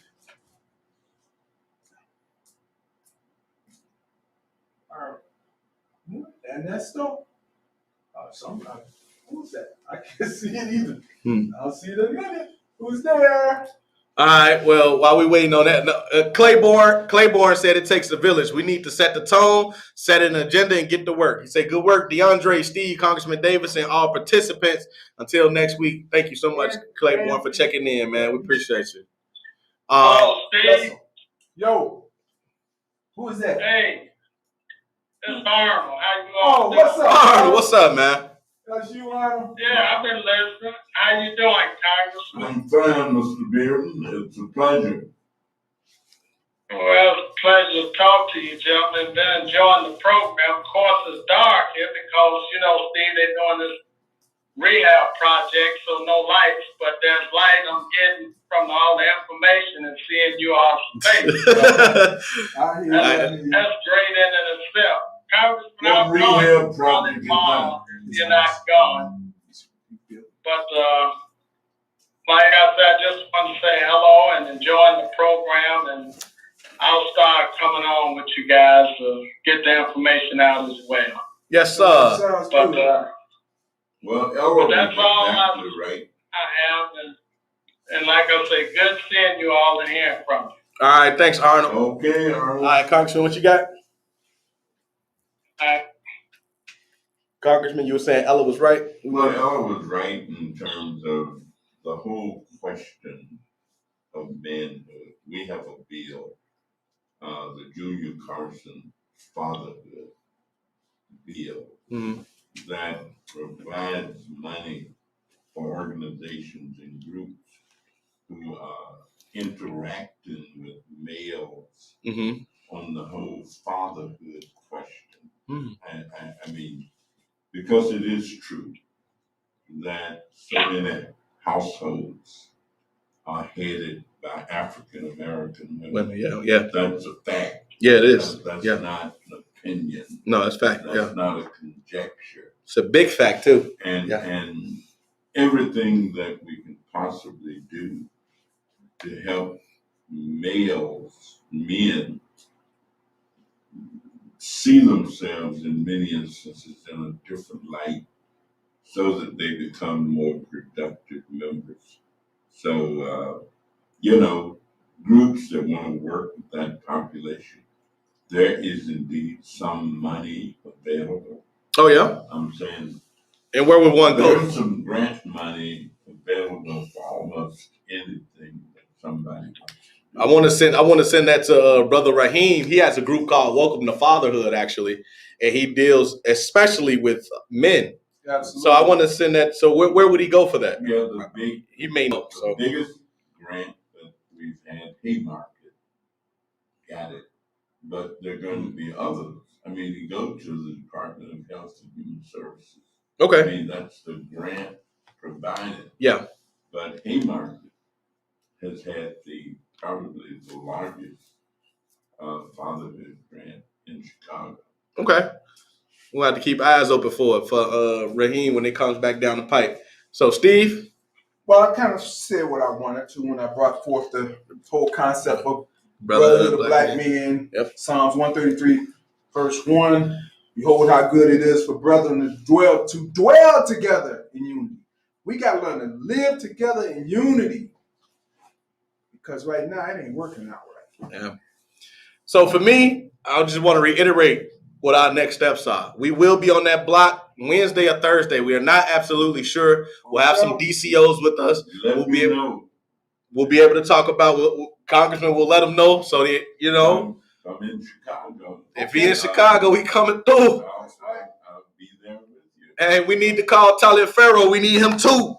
We got it the right way, We're gonna call him mayor of the 1100 block of Mason, Mr. Carol Martin. the right way. And so what we want to do is we're going to go on that block. We're going to take the DCOs. We're going to take some political representation, and we're going to take some resources, and we're going to get some numbers, and we're going to start to call them every day and have conversation with them so that we could talk about this idea of building a block. And we are also going to start enlisting for the Army, for the Brotherhood of Black Men and Women, because we ain't doing this without an Army. So that's where we at. This is who we are. So, again, you can always catch us Sunday, 6 to 8. We got the YouTube, we got the Zoom, we got the Facebook. We have it for you to check out wherever you feel most comfortable. So, signing off, DeAndre Reuters, Congressman Davis, Steve Robinson, man. Welcome to Northwest Austin Council, yes. UNAC. Yes, sir. And like I like to say in closing, man, they didn't want to give us a seat at the table, so we created our own. Thank y'all. Good night. Good night, all. Bye-bye. Bye-bye.